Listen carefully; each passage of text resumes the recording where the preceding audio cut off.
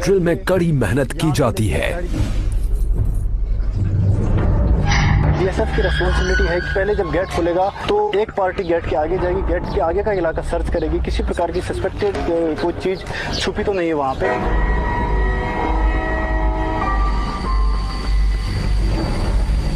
जो ट्रेन पाकिस्तान से आएगी उसको जीरो लाइन से एस्कॉर्ट करके यहाँ पे अटारी स्टेशन से पहले जीआरपी की पोस्ट पड़ती है, उनको हैंडओवर करके वापस आना। साथ में डोमिनेटिंग फीचर के ऊपर में हमारे वेपन माउंट होते हैं तथा गाड़ियों के ऊपर में वेपन माउंट होते हैं कि किसी प्रकार की कंटीजेंसी या कोई बंदा भागने की कोशिश करे तो उसे हम चेज करके पकड़ सकें। अटारी का high profile busy border Punjab के दूसरे बॉर्डर एरिया से बिल्कुल उलट है। इसकी उपजाऊ जमीन की वजह से पंजाब को इंडिया की ब्रेड बास्केट भी कहा जाता है। इसकी थोड़ी सी जमीन इंटरनेशनल बॉर्डर और फेंस के बीच में पड़ती है। एज अ किसान गार्ड बीएसएफ के जवान फार्मर्स की तलाशी लेते हैं, ये देखने के लिए कि कहीं कोई इलीगल एक्टिविटी तो नहीं चल रही। यहाँ पर जो फेंसिंग है और जीरो लाइन के बीच में 200-250 मीटर आगे तक किसानों का जमीन है। आगे हमारे जिस टाइम किसान जाते हैं उनको प्रॉपर हम चेक करते हैं और उनके साथ हम सुरक्षा गार्ड आगे भेजते हैं ताकि ऐसी जो सामान जो पाकिस्तान की तरफ से जैसे कि तस्करी का सामान होता है, हीरोइन वगैरह होता है और हथियार हमेशा हमारे कंट्री के अंदर नहीं हो सके। पाकिस्तान और साढ़े नजदीक ही है, नाल खेती उनकी है, नाल खेती आपकी है, कोई दिक्कत नहीं, कोई खौफ नहीं, उनका काम करते हैं, खेती वधिया। बीएसएफ अपने हमारे साथ है, जिथे जायदा नाल जाते हैं पूरे अपनी निगरानी रखते हैं, पूरा ध्यान रखते हैं। थोड़ी थोड़ी दूरियों पर भी बॉर्डर एरियाज एक दूसरे से बहुत अलग नजर आते हैं। बॉर्डर के कुछ हिस्सों में सीजनली पानी भर जाता है, जिससे सिंपल पेट्रोलिंग भी मुश्किल हो जाती है। जवान अपनी पेट्रोलिंग ड्यूटीज घुटने तक के रबर बूट्स पहनकर करते हैं। जब बरसात वगैरह ज़्यादा होती है या भागड़ा नांगल बांध का पानी छोड़ा जाता है तो यहाँ पर इस एरिया में भी, हमारे बॉर्डर एरिया में भी 5-5 फीट तक पानी भर जाता है। कैसा भी सीजन हो, चाहे गर्मी हो, तूफान हो, पानी हो, कुछ भी हो, उसमें भी ये पेट्रोलिंग जारी रहती है। लेकिन इस बॉर्डर से साउथ में और आगे है एक ऐसा इलाका जो कहीं ज्यादा चैलेंजिंग है। यहाँ दूर दूर तक कुछ दिखाई नहीं देता, फिर भी साल के ज्यादातर समय खारे पानी से ढकी रहने वाली इस बंजर जमीन की बराबर चौकसी की जाती है। ये है ग्रेट रन ऑफ कच्छ, दुनिया के सबसे बड़े सॉल्ट डेजर्ट्स में से एक। ये है वेस्टर्न टर्मिनस पिलर 1175, इंडिया और पाकिस्तान के बीच आखिरी बाउंड्री पिलर। इससे आगे है क्रीक्स, स्ट्रीम्स और वाटरवेज का नेटवर्क जो अरेबियन सी में मिल जाता है। और ये है सर क्रीक, इंडिया और पाकिस्तान के बीच डिस्प्यूटेड खाड़ी। समंदर शांत दिखता है, लेकिन साइक्लोनिक विंड्स 1 मीटर ऊंची लहरें उठाकर ऑपरेशंस में रुकावट डाल सकती हैं। समंदर में मौजूद बॉर्डर्स की चौकसी के लिए बीएसएफ का अपना वाटर विंग है। नदियों और समंदर की पहरेदारी के लिए इन फास्ट अटैक क्राफ्ट्स में लगे अल्ट्रा मॉडर्न कम्युनिकेशन सिस्टम्स इस्तेमाल किए जाते हैं।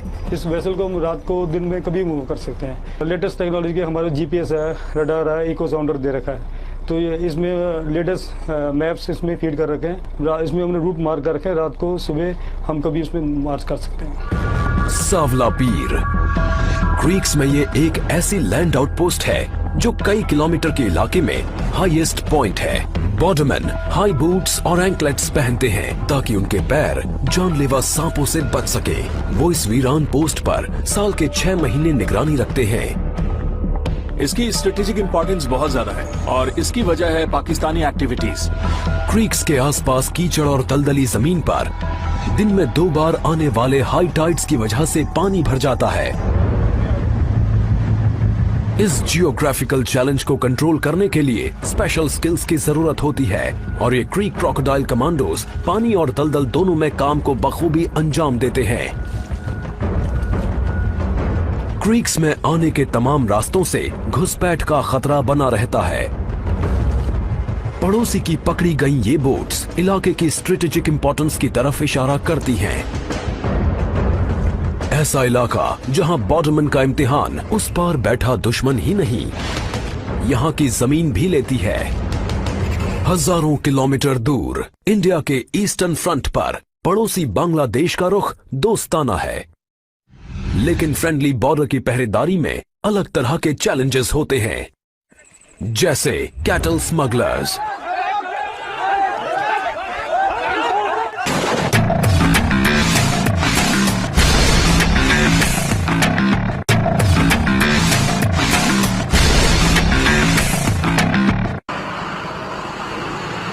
बांग्लादेश से सटा इंडिया का आड़ा तिरछा बॉर्डर 4000 किलोमीटर से ज्यादा लंबा है। इसे रेड क्लिफ लाइन भी कहते हैं। ये न्यूयॉर्क और लॉस एंजलिस के बीच के फासले से भी लंबा है। त्रिपुरा इंडिया का ये तीसरा सबसे छोटा स्टेट 3 तरफ से बांग्लादेश से घिरा हुआ है। Indo Bangladesh border Tripura 1600 hours. कई जगह तो घनी आबादी वाले गांव इंटरनेशनल बॉर्डर के बेहद नजदीक बसे हैं। ये जो 2033 बॉर्डर पिलर है, ये बिल्कुल ये जो एक फैमिली है, इसके 2 भाई अभी बांग्लादेश में, 2 इंडिया में, और उनकी जो परिवार है ये दोनों आधा आधा बटा हुआ है, और ये बॉर्डर पिलर इन दोनों को मतलब आधा आधा करता है। इस इलाके की पुलिसिंग एक उलझन भरा काम है, क्योंकि कई बड़ी एक्सटेंडेड फैमिलीज बॉर्डर के दोनों तरफ रहती हैं।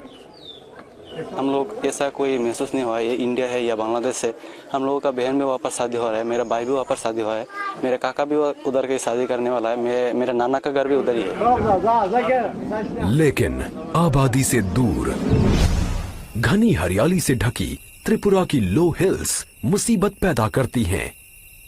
बॉर्डरमैन को यहाँ मस्कीटो नेट फेस मास्क पहनकर चौकसी करनी पड़ती है, क्योंकि इस इलाके में है दुनिया का deadliest malaria parasite Plasmodium falciparum. Local इसकी ट्रीटमेंट का कोई यहाँ पर प्रावधान नहीं है, और हम लोगों को इन बंदों को जो है हेक्टर से इवैक्यूएट करना पड़ता है, और चूँकि यहाँ पर रोड कनेक्टिविटी नहीं है, और इस वजह से जो है इसमें कई बार ले जाने में काफ़ी दिक्कत होती है, और बंदा लेट होने से जो है उसकी जान भी जा सकती है। क्रू को भी ये नेट्स पहनाए गए हैं। ये यूनिफॉर्म्स लाइफ और डेथ के बीच बारीक शील्ड का काम करती हैं, और ये खतरनाक इलाका ही इनका असली दुश्मन है। त्रिपुरा के साउथ वेस्ट में 300 किलोमीटर से थोड़ा आगे बीएसएफ के ये जवान रात में चौकसी कर रहे हैं। यहाँ चैलेंजेस बिल्कुल अलग हैं। North 24 Pargana district, west Bengal 200 hours. Thermal imager पर सस्पिशियस मूवमेंट पकड़ी जाती है। मैंने हैंड हेल्ड थर्मल इमेजर के मॉनिटर पे अभी देखा कि आईवीवीआर 500 मीटर पीछे जाम खड़े हैं। 10 से 15 कैटल का मूवमेंट है, और उनके साथ लगभग 20 से 25 लोग भी हैं जो आईवीवीआर की तरफ बढ़ रहे हैं।